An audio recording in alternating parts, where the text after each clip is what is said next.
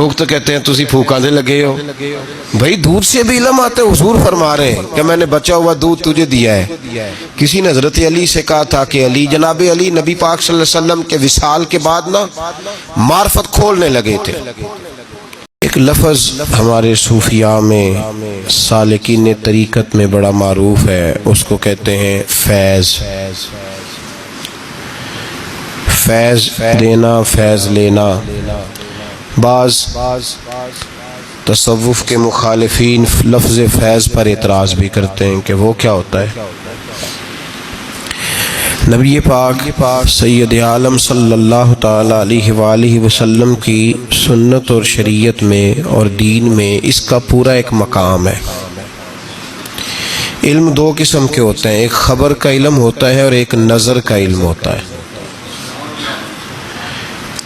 خبر کا علم سامنے پٹی پہ بیٹھ کے استاد رٹا کے یاد کرا کے سمجھا کے دیتا ہے.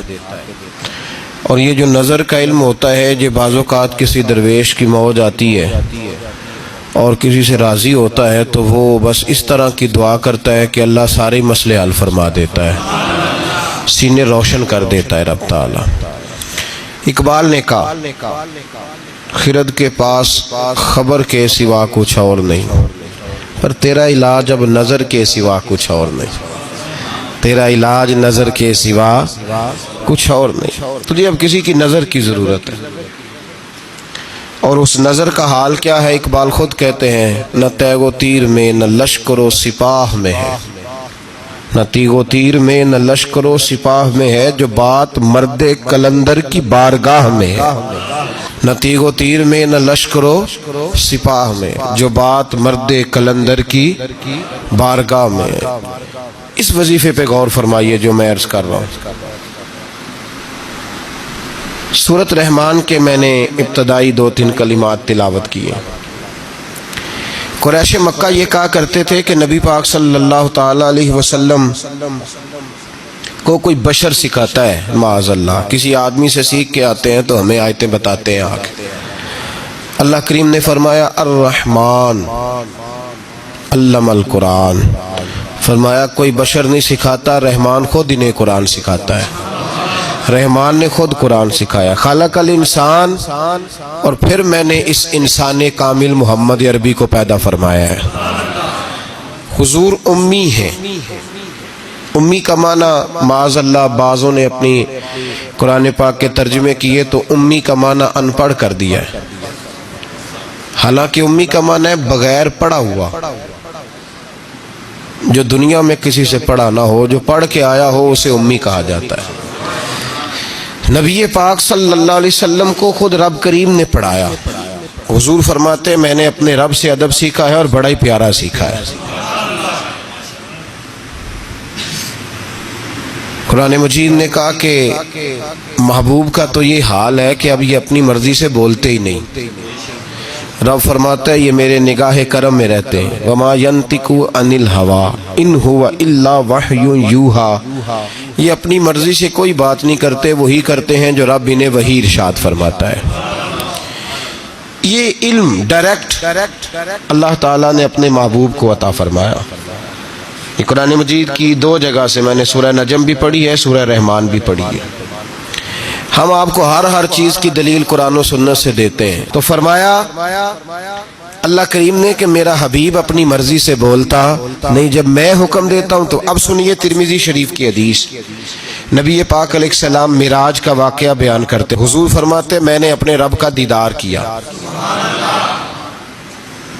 اور رب تعالیٰ نے اپنا دست قدرت، اللہ نے اپنا دست قدرت، دست مبارک، حضور فرماتے رب نے، اللہ نے اپنا دست قدرت میری پشت پہ رکھا اور میں نے اس کی ٹھنڈک سینے میں محسوس کی. اللہ نے پشت پہ ہاتھ رکھا تو میں نے اس کی ٹھنڈک، یہ ترمذی کے لفظ ہے، میں نے دل میں اس کی ٹھنڈک محسوس کی اور پھر ہر چیز کا علم اللہ نے مجھے عطا فرما دیا. یہ مطلب ہے تھاپڑے نال بھی علم لبدا ہے، تھپکیوں سے بھی علم. کیا میں نے ترمذی شریف کی حدیث عرض کی ہے؟ کتاب کا نام یاد رہ جائے گا؟ اس کا مطلب ہے علم صرف اسے نہیں ملتا جو پھٹی پہ آ کے بیٹھتا ہے، دارابہ یاد کرتا ہے تھپکیوں سے۔ حضور فرماتے ہیں رب کریم نے میری پشت پہ ہاتھ رکھا، میں نے اس کی ٹھنڈک دل میں محسوس کی، اور پھر میں نے جان لیا ہر چیز کا علم، اور میں نے ہر چیز کو پہچان بھی لیا ہے۔ اب یہ وہ خاص فیض ہے، خاص یہ کام معراج کی رات ہوا، خلوت میں، تنہائی میں، اکیلے میں اللہ تعالیٰ نے اپنے حبیب کو خاص علوم عطا فرمائے۔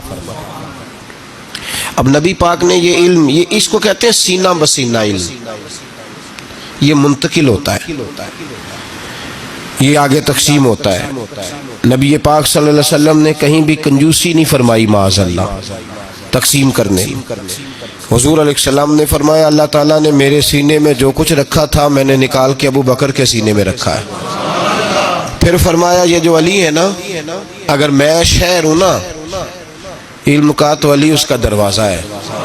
گویا میں نے اللہ کی دی ہوئی معرفت کا جو مکان بنایا ہے تو میں نے دروازہ مولا علی کو بنایا ہے، جو علی سے پیار کہے گا وہی آ کے مجھ سے فیض پائے گا۔ انا مدینۃ العلم وعلی بابھا۔ تو حضور نے اپنے غلاموں میں وہ علم بانٹا، نبی پاک نے اپنے غلاموں میں وہ علم بانٹا۔ حضرت عمر نے خواب دیکھا، کہا یا رسول اللہ میں نے خواب دیکھی ہے، آپ دودھ پی رہے تھے اور دودھ کچھ بچ گیا تو آپ نے مجھے دیا ہے، اس کا کیا مطلب ہے؟ تو حضور نے فرمایا میں نے تجھے اپنے علم کا فیض عطا فرمایا ہے، میں نے تجھے اپنے علم کی برکت دی ہے۔ دودھ سے بھی علم آتا ہے جی، دودھ سے بھی علم آتا ہے۔ لوگ تو کہتے ہیں تسی پھوکاں دے لگے ہو، بھائی دودھ سے بھی علم آتا ہے۔ حضور فرما رہے ہیں کہ میں نے بچا ہوا دودھ تجھے دیا ہے۔ کسی نے حضرت علی سے کہا تھا کہ علی، جناب علی نبی پاک صلی اللہ علیہ وسلم کے وصال کے بعد نا معرفت کھولنے لگے تھے، یوں سمجھ لیں کہ جب تک حضور کا وصال ظاہری نہیں ہوا تھا تو اتنا کھول کے نہیں بولتے تھے، جب وصال ظاہری ہو گیا تو اب جو آدمی بھی کوئی چیز پوچھتا تھا مولا علی شیر خدا کھول کے بتایا کرتے تھے۔ تو کسی نے کہا علی اب جو انشراح صدر ہم دیکھ رہے ہیں، اب جو سینہ کھلا ہوا دیکھ رہے ہیں، پہلے یہ رنگ نہیں تھا، میں تو کہوں گا ادبن خاموش تھے۔ بڑوں کی مجلس میں ادبن بھی بہت سارے کام نہیں کیے جاتے، ادبن خاموش تھے، لیکن حضرت علی نے وجہ بتائی۔ آپ فرمانے لگے جب میں نے نبی پاک کو غسل دیا نا وصال کے بعد، تو محبوب پاک علیہ السلام کے ابرو مبارک پر، پلکوں پر، ابروؤں پر پانی کے تھوڑے تھوڑے قطرے تھے۔ تو شیر خدا فرماتے ہیں پہلے میں نے سوچا کہ میں کسی کپڑے سے پونچھ دوں، پھر میں نے کہا علی تیرے ہاتھ تو نعمت آ رہی ہے۔ فرماتے ہیں میں نے گردن کو جھکایا اور وہ میں قطرے چوس گیا، بس وہ اندر جاتے گئے ہیں اور دروازے کھلتے گئے ہیں۔ اب ذرا غور کرو میری بات پہ، قطروں سے بھی علم آتا ہے۔ ہمارے ہاں نا اگر فیض دینے کا رواج نہیں تو لینے کا بھی کوئی نہیں۔ ہمارے ہاں تویز شویز لینے کا رواج ہے، دعا شعا کرانے کا رواج ہے، اپنے مسئلے بتانے کا رواج ہے۔ فیض لینے کا جو فیض ہے نا، فیض خرد کے پاس خبر کے سوا کچھ اور نہیں، تیرا علاج نظر کے سوا کچھ اور نہیں، کچھ اور نہیں۔ یہ جو ایک صحابی ہیں حضرت وابسہ رضی اللہ تعالیٰ، مسند امام احمد بن حنبل میں موجود ہے، فرماتے ہیں کہ میں اپنے گھر میں بیٹھا تھا تو میرے دل میں ایک چیز آئی، خیال آیا کہ میں حضور سے پوچھوں نا جا کے بلا، دل میں، زبان سے نہیں میں نے ادا کیا، دل میں خیال آیا کہ میں آج حضور سے جا کے پوچھوں نا کہ نیکی کیا ہوتی ہے اور شر کیا ہوتا ہے۔ فرماتے ہیں یہ ارادہ کر کے میں مسجد میں چلا گیا، تو مسجد میں پہنچا تو جماعت ہو گئی تھی۔ یہاں ایک روایت یوں ہے کہ جماعت میں شامل ہو گیا پر جگہ مجھے پیچھے ملی۔ آپ فرماتے ہیں نبی پاک صلی اللہ علیہ وسلم نے فرمایا ادن منی یا وابسہ، نماز کے بعد فرمایا وابسہ یار قریب آ جا۔ حضرت وابسہ کہتے ہیں میں قریب آ کے بیٹھ گیا تو حضور نے فرمایا ادن منی یا وابسہ، چل وابسہ تھوڑا اور قریب آ جا۔ کہتے ہیں میں دوسری تیسری صف میں تو فرمایا ادن منی یا وابسہ، چل یار تھوڑا اور نیڑے آ جا۔ فرماتے ہیں میں اتنا قریب گیا قربان جاؤں میرے گھٹنے حضور کے مقدس گھٹنوں سے مس ہونے لگے۔ تو نبی پاک صلی اللہ علیہ وسلم نے فرمایا کیسے آئے ہو؟ میں بھی چپ ہی تھا۔ حضور نے فرمایا کوئی بات پوچھنے آئے ہو نا، کوئی بات پوچھنے آئے ہو؟ عرض کی حضور ہاں۔ کہتے ہیں میں نے دل میں سوچا تھا، زبان پہ تو لفظ ہی نہیں تھے، نبی پاک نے فرمایا میں نہ تجھے بتاؤں تو کیا پوچھنے آیا تھا؟ تو کہے تو میں نہ تجھے بتاؤں، کہو تو راز حیات کہہ دوں، حقیقت کائنات کہہ دوں، وہ بات کہہ دوں جو پتھروں کے دلوں کو بھی پاش پاش کر دے، کر دوں بات؟ عرض کی محبوبہ اگر آپ کہہ دیں پھر تو موجیں لگ جائے نا، پھر تو کیا بات ہے اگر آپ کہہ دیں۔ تو نبی پاک نے فرمایا تو خیر اور شر کے بارے میں پوچھنے آیا تھا، نیکی اور بدی کے بارے میں پوچھنے آیا تھا؟ تو حضرت واپس کہتے ہیں میرا سینہ کھل، ہاں ہاں حضور یہی پوچھنے آیا تھا۔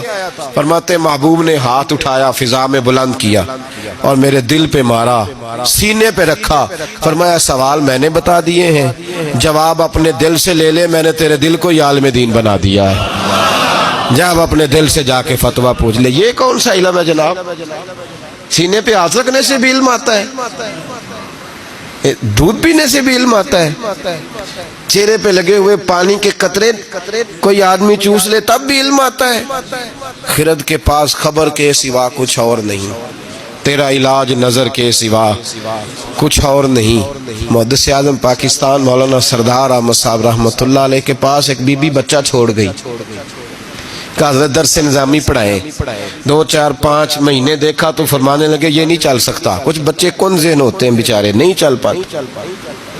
اس کی اماں کو بلایا، کہا تیرا بیٹا نہیں چل سکتا، کہنے لگی حضور مہربانی کریں، جیسے بھی ہو کچھ کریں۔ فرمایا کن ذہن ہے، چل ہی نہیں سکتا، میں کیا کروں؟ کہا حضور مہربانی کریں، باپ کوئی نہیں، میرا بڑا شوق ہے عالم بن جائے۔ آپ نے فرمایا چل ہی نہیں سکتا، تو کہنے لگی چلے حضور کوئی گھر کا کام کاج ہی کرا لیا کرے، رکھ لے پاس۔ تو حضرت صاحب فرمانے لگے کیسے کام کراؤں؟ تو وہ اٹھ کھڑا ہوا، کہنے لگا محبوبہ تیری بھینسیں بھی تو ہے، میں چارہ ڈال دیا کروں گا، اور مجھے رکھ لے یار، رکھ لے، کسی کام کا نہیں کچھ تو کر دوں گا نا، رکھ تو لے نا، مجھے رکھ لے۔ بس جسے وہ رکھ لے وہ بس بچ گیا، کہا مجھے رکھ لے۔ حضرت نے فرمایا چل ٹھیک ہے، میں تجھے معقول نذرانہ بھی دوں گا، معاوضہ بھی۔ وہ کہتا سارا دن چارہ ڈالتا، شام کو آ کے صحبت میں بیٹھتا، جو ساتھ والے شاگرد تھے نا وہ سارے پڑھ گئے، عالم بن گئے، 8 سال ہو گئے، تو 2 3 نے تانا دیا، اور تو نہیں نہ پڑھا، چارہ ہی ڈالتا رہا ہے، چارہ ہی۔ اس کی اماں کو بھی کچھ یتیم بچہ تھا، ماں کو بھی لوگوں نے تانے دیے، تو کہتی تھی عالم بنانا ہے، وہ تو چارہ ڈالتا ہے۔ لیکن کمال اس دن ہوا جب دستار فضیلت کا جلسہ آیا، اور جو سب سے پہلا نام لاؤڈ سپیکر پر نقیب محفل کا گونجا تو اس چارہ ڈالنے والے کا نام آیا۔ تو محدث اعظم رحمۃ اللہ علیہ نے فرمایا بیلیا تو سینے سے لاگ پہلے، اور پھر باقیوں کو پگڑیاں بازار سے آئی ملی، اسے اپنے سر سے اتار کے دی، اور جبہ اپنے گلے سے اتار کے دیا۔ فرمایا باقیوں نے پھٹی پہ بیٹھ کے پڑھا ہے، تو نے میری بھینسوں کو چارہ ڈالا ہے، میرے بچوں کی نوکری کی ہے، میرے گھر کے سودے تو لایا ہے، تو کیسے خالی رہ سکتا ہے؟ فرمایا ہو سکتا ہے باقی کبھی علم بھول جائیں، لیکن تو جس میدان میں جائے گا تیرے ڈنکے ہی بجتے رہیں گے، جس میدان میں جائے گا۔ وہ شاگرد کہتے ہم پڑھا کرتے تھے، وہ صرف بیٹھا کرتا تھا، لیکن اس کا کمال یہ تھا کہ جہاں ہم اڑ جاتے تھے نا وہ مسئلہ وہ بندہ بتا دیا کرتا۔ یار ایسے خالی بات ہے، ساری زندگی کو کسی کی گاڑی چلائے اور خالی رہ جائے، یہ کوئی مذاق ہے؟ ساری زندگی کو کسی کے برتن دھوئے اور خالی رہ جائے، وہ کوئی رب کا بندہ؟ یہ کوئی مذاق ہے کہ ساری زندگی کو کسی کے دروازے پہ بیٹھا رہے اور خالی رہ جائے؟ انسان کے پاس کچھ ہے ہونی چاہیے، سب سے زیادہ نظر پڑتی اس پہ ہے جو قدموں پہ بیٹھا رہتا ہے۔ یہ کیسے ہو سکتا ہے کہ وہ خالی رہ جائے بندہ؟ بہت سارے لوگ کہتے ہیں میں گیا تھا، فلانا آدمی گیا فٹافٹ خلافت لے کے آ گیا۔ او بھائی تجھے خلافت لے کے کئی دفعہ فارغ بھی کیا ہے کہ خلافت لے اور جا۔ کچھ ایسے ہوتے ہیں جنہیں خلافت نہیں دی جاتی، سینے کا نور دیا جاتا ہے، انہیں غلامی کے درجے دیے جاتے ہیں۔ حضرت ابو ہریرہ، کوئی کہنا نہ دے یہ کیسے ہو گیا، اب بخاری مسلم سے دلیل دے دوں۔ حضرت ابو ہریرہ کہتے ہیں سارے صحابہ حدیثیں یاد کرتے تھے، مجھے کوئی نہیں آتی تھی، کوئی شے نہیں یاد رہتی، ککھ نہیں۔ ایک دن گیا، یہ جانا بھی کبھی کبھی پڑتا ہے، کبھی کبھی نا رونا بھی پڑتا ہے، تب ہی اماں دودھ دیتی ہے۔ اگر تو دروازے پہ بیٹھا رہے تو یہ بھی نہیں ہو سکتا، پتہ ہے سارا ان کو، پر تیری طلب بھی تو ضروری ہے نا۔ اور کسی نے کہا تھا میری طلب بھی تو تیرے کرم کا صدقہ ہے، یہ پاؤں اٹھتے نہیں بلکہ یہ اٹھائے جاتے ہیں، فیض بتا رہا ہوں۔ عرض کی محبوبہ سارے حدیثیں یاد رکھتے ہیں، مجھے کوئی بھی نہیں یاد رہتی۔ تو حضور نے فرمایا چل بچھا چادر۔ کبھی چادر بچھانے سے بھی حدیثیں یاد ہوئی ہیں؟ بتاؤ، یہ سارا فیض ہے صاحب، اسی کو فیض کہتے ہیں، یہی ہے فیض۔ دودھ پینے سے علم آ رہا ہے، پانی کے قطرے چوسنے سے علم آ رہا ہے، چادر بچھاؤ۔ تو حضرت ابو ہریرہ کہتے ہیں چادر بچھائی تو خالی چلو جی کہنے تینوں اتھو لبا کی ہے۔ میں کہ کچھ میں جدیاں میں نے جڑیاں دیس دیاں نہیں پر ہوندیاں بڑا کچھ دے۔ خالی چلو 3 حضور نے بھر کے نا چادر میں ڈالے۔ کدی پانڈ بنی جے پٹھیاں دی؟ اچھا جنہیں نہیں بنی وہ دسے کہ میں کدی نہیں بنی، وہ بولے بس تسی ایڈے شہرو ہیں، بالکل ایڈے ہی نہیں گئے جی میں کدی باندھی ہے کبھی۔ اس کو چاروں کونوں سے پکڑ کے باندھا جاتا ہے، چاروں کونے پکڑ لیے اور کونوں سے پکڑ کے، جو شاید تھوڑی ہوتی ہے نا وہ دی پانڈ نہیں بنی دی، اونج لپیٹ لی دی ہے۔ تو حضرت ابو ہریرہ کہتے ہیں چاروں کونے پکڑے، وہ تو پنجابی جی ترجمہ ہے پانڈ بنی، چاروں کونے پکڑ کے تو حضور نے فرمایا چل سینے سے لگا لے۔ تو حضرت ابو ہریرہ فرماتے ہیں وہ گچڑی اٹھا کے میں نے سینے سے لگائی، بس کمال یہ ہے کہ جو حضور کہتے جاتے ہیں میرے حافظے میں نقش ہوتا جاتا ہے، کوئی بات کبھی بھولی ہی نہیں۔